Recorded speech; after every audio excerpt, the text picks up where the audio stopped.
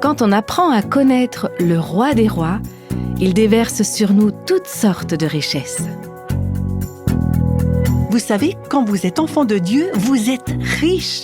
Tout ce dont votre âme a besoin, tout ce que votre âme désire et qui a une véritable valeur, tout ça, Jésus vous l'a donné grâce à sa mort sur la croix.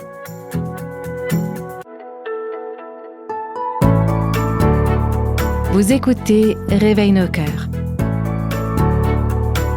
Nous poursuivons et terminons aujourd'hui la série La Reine de Séba. Si vous avez manqué les épisodes précédents, vous pouvez les retrouver sur le site réveillenocœurs.com ou sur les différentes plateformes où vous écoutez les podcasts d'habitude. Bon, j'ai hâte d'en savoir davantage sur ces richesses. On y va ? Depuis qu'il existe des nations, et ça remonte à très loin, les dirigeants du monde qui visitent d'autres pays et rencontrent des chefs d'État apportent des cadeaux à leurs homologues. Ça fait partie de la diplomatie, favoriser de bonnes relations internationales et parfois essayer d'obtenir un avantage ou des accords commerciaux. Et au fil des années, on peut constater que certains cadeaux échangés entre chefs d'État ont été assez surprenants et j'aimerais commencer par vous en citer quelques-uns. Le marquis de Lafayette, le général français et héros de la guerre d'indépendance américaine, a offert à John Quincy Adams un alligator. Le président le gardait dans une salle de bain de l'aile est de la Maison-Blanche pour le montrer aux visiteurs. Un autre président américain, George Bush, a reçu environ 150 kilos de viande fraîche, c'était de l'agneau cru, de la part de l'Argentine. Alors je ne sais pas ce qu'il a fait de tout cet agneau, mais c'était un cadeau, on va dire, original. Lors d'une visite officielle au Mali en 2013, le président français de l'époque, François Hollande, a reçu un chameau. Et comme le président n'était pas encore tout à fait prêt à rentrer en France, il a confié le chameau à une famille de Tombouctou pour qu'elle le garde en sécurité. Mais celle-ci a mal compris la situation et a aussitôt tué le chameau pour le cuisiner en tagine, un plat très apprécié dans cette région. Donc voilà pour le cadeau destiné à la France. Et dans la Bible, il nous est dit que les dirigeants de nombreuses nations ont apporté des cadeaux à Salomon. On peut lire en effet dans le premier livre des rois, au chapitre 10, une description des relations entre Salomon et ses autres chefs d'État. Il est dit à partir du verset 23, « Le roi Salomon dépassa tous les rois de la terre par ses richesses et sa sagesse. Tout le monde cherchait à le voir pour bénéficier de la sagesse que Dieu lui avait donnée, et chacun apportait son cadeau, des objets en argent et en or, des habits, des armes, des aromates, des chevaux et des mulets. » Cela se passait de cette manière chaque année. Le roi rendit l'argent aussi commun à Jérusalem que les pierres, et les cèdres aussi nombreux que les sycomores qui poussent dans la plaine. On voit donc que la prospérité de Salomon venait aussi de tous les présents qu'il recevait. Il était déjà immensément riche, mais sa richesse augmentait encore grâce aux émissaires et aux ambassadeurs des autres nations qui venaient avec des cadeaux. Et comme on a pu le voir, la reine de Séba, quant à elle, est venue en personne pour lui en offrir. Alors j'espère que cette petite étude sur la reine de Saba vous a intéressé. Et pour ma part, j'ai beaucoup appris en la préparant et il me reste encore pas mal de choses à découvrir. Dans les 2 premiers podcasts de cette courte série, nous avons parlé de plusieurs aspects de la vie de cette femme qui peuvent s'appliquer à nous. Et si vous n'avez pas pu écouter les épisodes précédents, bien sûr, je vous encourage à le faire. Aujourd'hui, c'est donc la fin de cette série. Quand la reine de Séba est allée à Jérusalem pour rendre visite à Salomon, elle savait qu'il était hors de question d'apporter un cadeau insignifiant à un roi aussi célèbre et aussi riche que lui. Elle avait entendu parler de sa renommée, et elle voulait voir par elle-même si cet homme correspondait à tout ce qu'on disait de lui. Il fallait donc que son offrande reflète la haute estime qu'elle avait pour lui. Alors elle est venue avec une quantité impressionnante de présents. On se trouve dans le premier livre des rois, chapitre 10, et je reprends à partir du verset 10. Elle donna au roi plus de 3,5 tonnes d'or, une très grande quantité d'aromates et des pierres précieuses. Il ne vint plus autant d'aromates que la reine de Séba en donna au roi Salomon. Vous avez bien entendu, 3,5 tonnes d'or. C'est énorme. Elle a apporté ce trésor à dos de chameau. On l'a vu plus tôt dans le passage.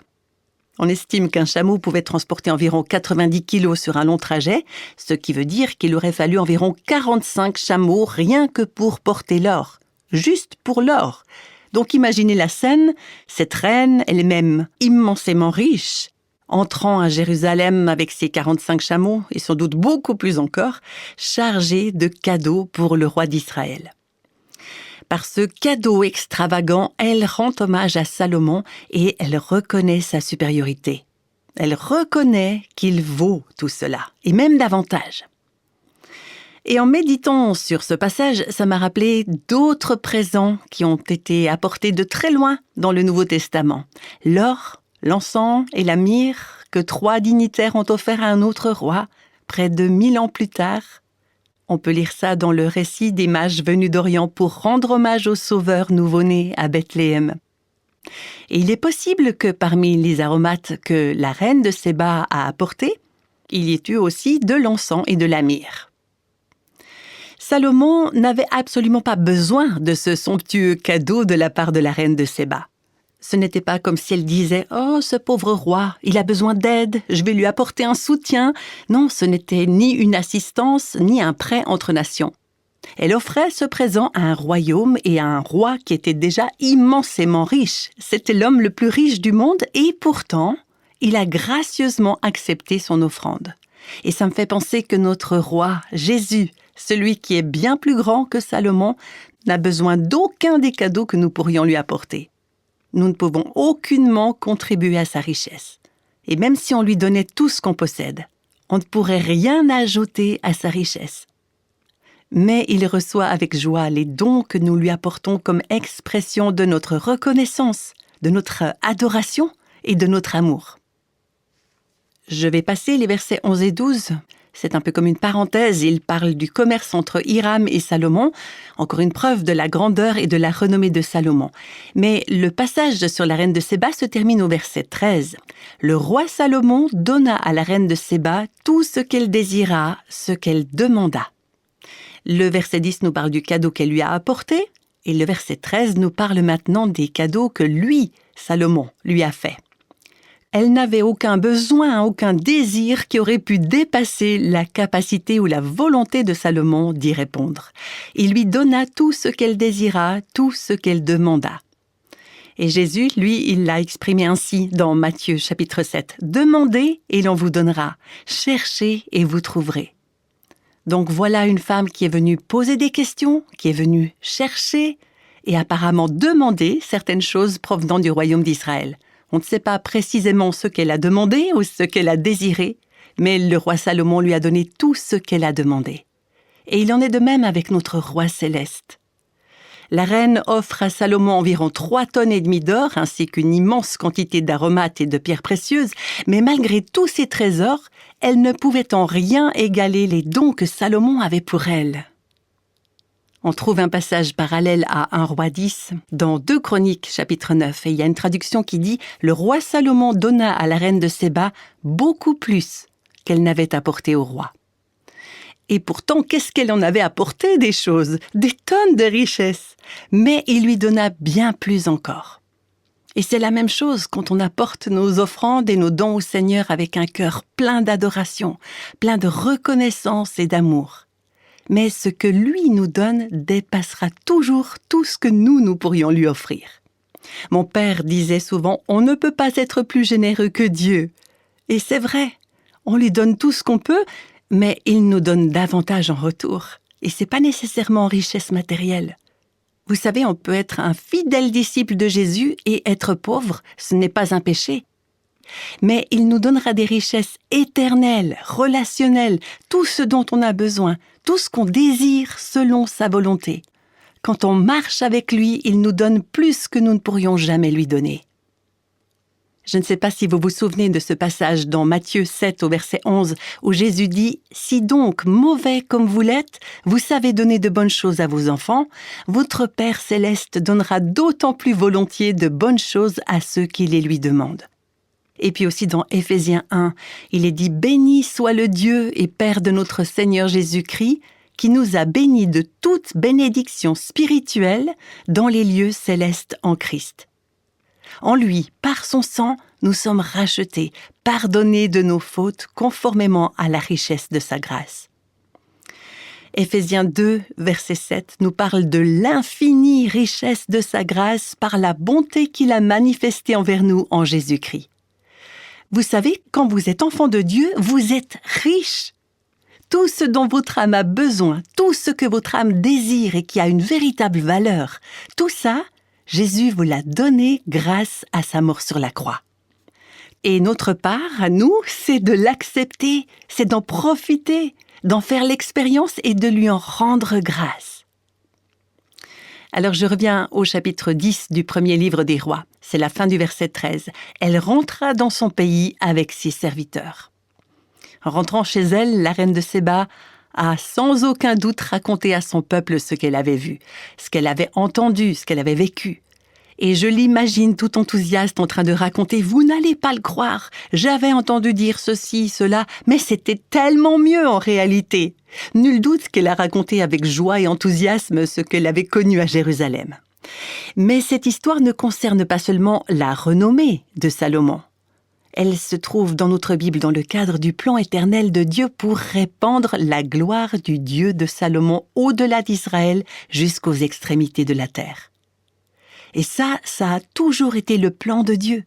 Ça a toujours été son intention, son désir. Oui, il s'est révélé d'abord à Israël.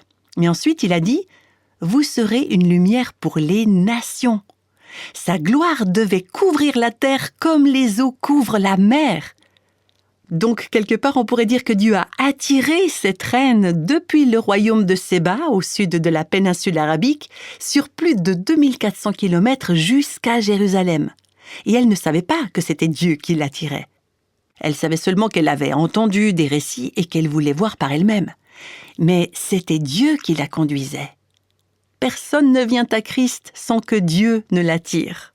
Dieu a attiré cette reine et puis l'a renvoyée chez elle pour répandre la renommée de la gloire du Dieu de Salomon, pour être une lumière parmi les nations.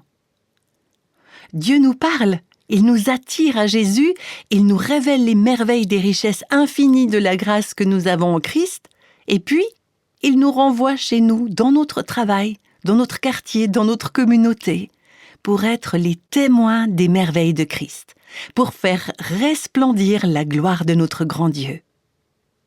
Et j'aimerais qu'on puisse terminer cette série avec un verset du Nouveau Testament qui éclaire encore davantage toute cette histoire de la reine de Séba. Alors on va regarder dans l'Évangile selon Matthieu, chapitre 12, verset 42. Je vais d'abord donner un peu le contexte de ce passage. À ce moment-là, les responsables religieux juifs, les scribes et les pharisiens, ne croyaient pas en Jésus. Ils le rejetaient, ils cherchaient sans arrêt à le piéger, à le mettre à l'épreuve, à avoir le dessus sur lui parce qu'ils étaient jaloux et inquiets. Ils pensaient que Jésus menaçait leur position vis-à-vis de Rome. Alors, dans ce passage, ils exigent que Dieu leur montre un signe spectaculaire pour prouver qu'il est bien celui qu'il prétend être. Pourtant, ils en avaient déjà vu des miracles, et pas seulement un ou deux, mais ils refusaient toujours de croire que Jésus était le Messie promis. Donc, dans ce passage de Matthieu 12, Jésus leur parle du signe de Jonas. On ne va pas s'étendre sur le sujet aujourd'hui, mais c'est une image de sa mort et de sa résurrection. 3 jours dans le tombeau et puis la résurrection. Ce signe, il était donné pour que le peuple de Dieu puisse comprendre. Et à ce moment-là, Jésus évoque une femme païenne qui avait vécu 1000 ans auparavant. Et il se sert de son exemple pour interpeller et avertir ceux qui avaient entendu son enseignement et qui avaient vu ses œuvres. Et au verset 42, Jésus leur dit à ses dirigeants religieux, ses théologiens, ses pasteurs, à ses détenteurs de toutes sortes de doctorats, lors du jugement, la reine du Midi se lèvera avec cette génération et la condamnera parce qu'elle est venue des extrémités de la terre pour entendre la sagesse de Salomon. Or, il y a ici plus que Salomon. Ces paroles de Jésus ont dû percuter ses auditeurs avec une force incroyable. Jésus affirme être plus important que le roi le plus riche et le plus sage qu'Israël ait jamais connu. Si ça n'avait pas été vrai, ça aurait été une déclaration tellement audacieuse, tellement folle, on pourrait même dire. Mais c'était vrai. C'est quelqu'un de plus important que Salomon qui était là. Et en méditant ce passage, je me suis demandé en quoi est-ce que Jésus est plus important que Salomon ? Et j'aimerais vous donner quelques éléments de réponse. Salomon était admiré et applaudi par les rois de la terre, mais Jésus est adoré par les anges. Les richesses et les possessions de Salomon étaient immenses, mais elles restaient limitées. Mais toute la richesse de l'univers, du ciel et de la terre, appartient à Jésus. Salomon était sage, mais sa sagesse avait des limites. Il n'y a aucune limite à la sagesse de Jésus. Il est la sagesse même de Dieu. Les richesses et les nombreuses épouses de Salomon ont fini par l'entraîner dans des choix insensés et dans le péché. Mais Jésus, il n'a jamais manqué de sagesse. Il a été parfaitement saint. Salomon était fils de David, roi d'Israël. Fils de David, c'est d'ailleurs un des titres messianiques les plus utilisés dans les évangiles pour parler de Jésus. Jésus est le fils de David par excellence. Le fils de David dans un sens infiniment supérieur. Et finalement, Salomon n'était qu'un homme, un homme mortel, mais Jésus était Dieu. Donc, vous le voyez là, celui qui est plus grand que Salomon ? Tout ce récit de la reine de Séba, dans Un roi et aussi dans 2 Chroniques, est destiné à nous conduire à Jésus, vers celui qui est plus grand que Salomon.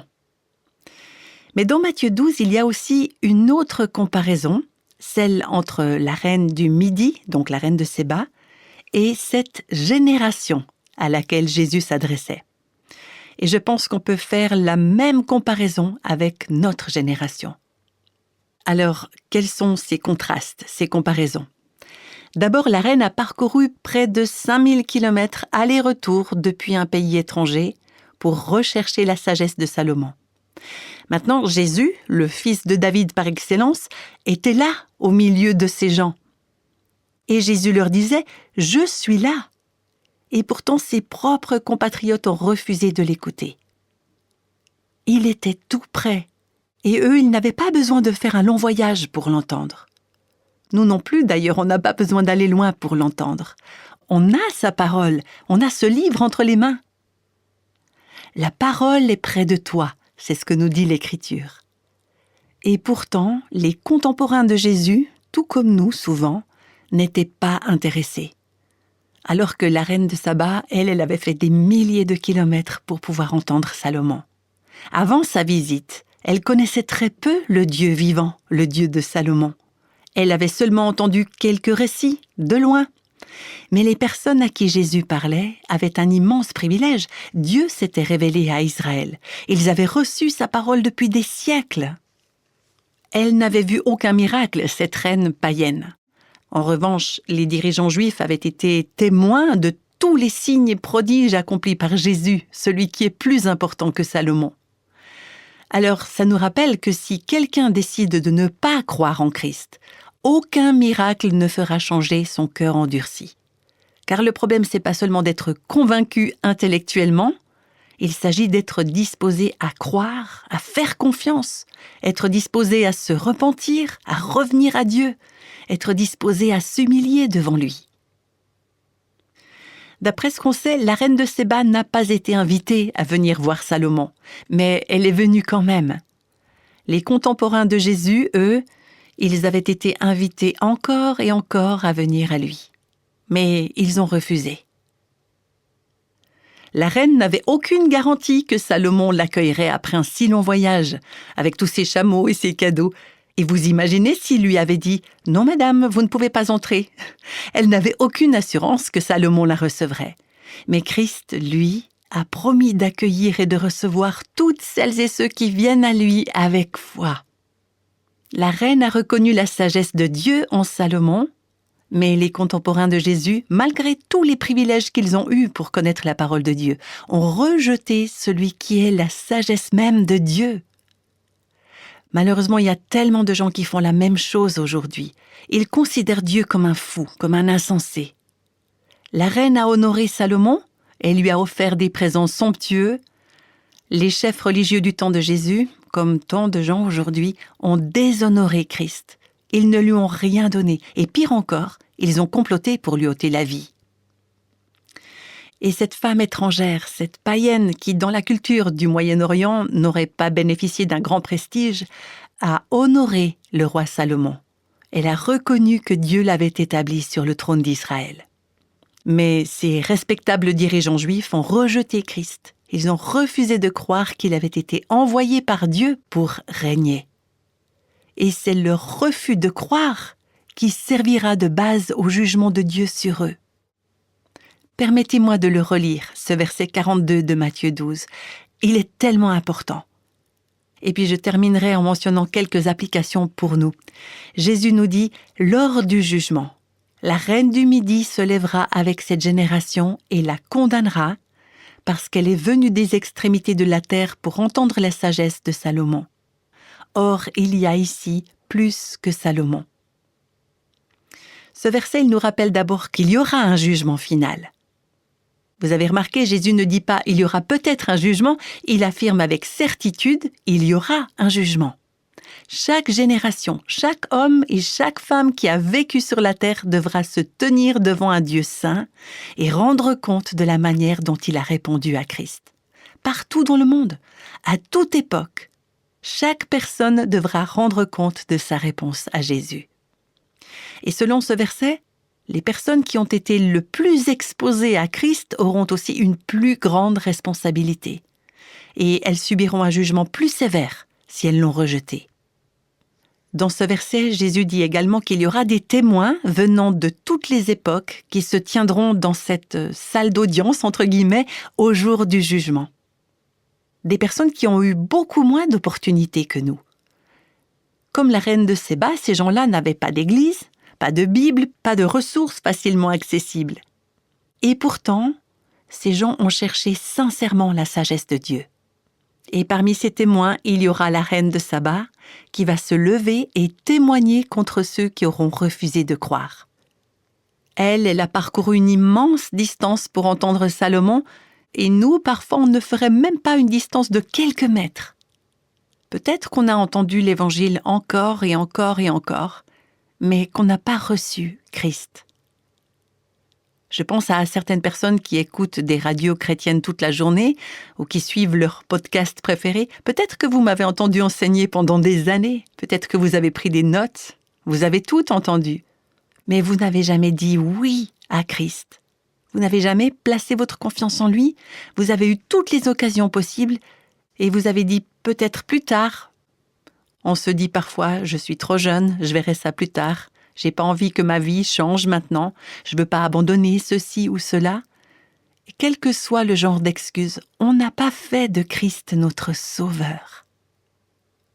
L'Écriture dit que ces témoins, y compris la reine de Séba, se lèveront et diront « Vous n'avez aucune excuse ». Vous savez, notre génération, surtout en Occident, a eu l'immense privilège d'avoir la parole de Dieu et de voir ses œuvres. Alors nous n'aurons aucune excuse devant Dieu si nous n'avons pas cru, si nous n'avons pas adoré celui qui est plus grand que Salomon, le fils de David par excellence.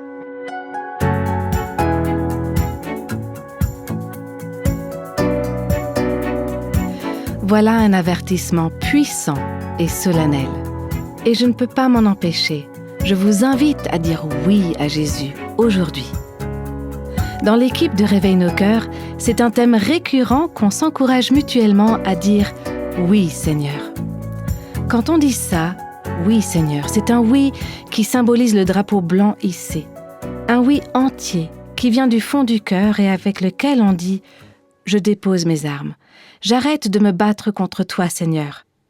Je dépose mes droits et mes propres plans et je me soumets à toi, à tes plans pour moi. » Et vous savez, quand on fait ce pas de foi, de faire confiance à Dieu entièrement, ça nous amène dans la liberté et ça conduit notre cœur dans la louange.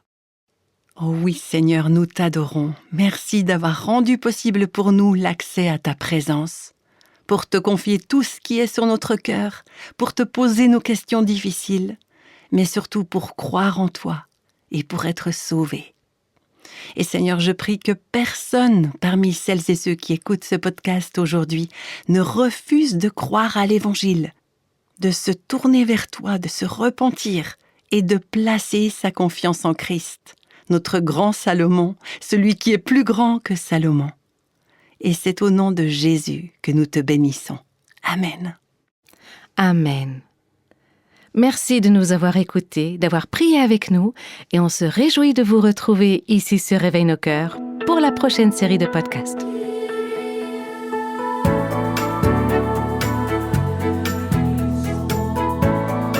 Tous les extraits de la Bible sont tirés de la version second 21.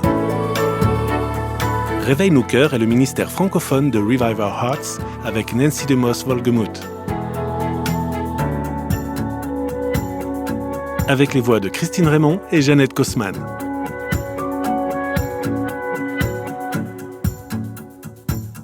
Quelle que soit la saison de votre vie, Réveille nos cœurs vous encourage à trouver la liberté, la plénitude et à porter du fruit en Christ.